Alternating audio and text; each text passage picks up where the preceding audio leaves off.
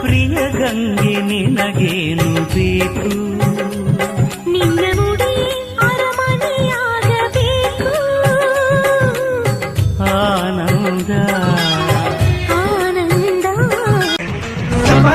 ಕಪಾಲಿಗೂ ಸಯ್ಯರೆ ಸಯ್ಯ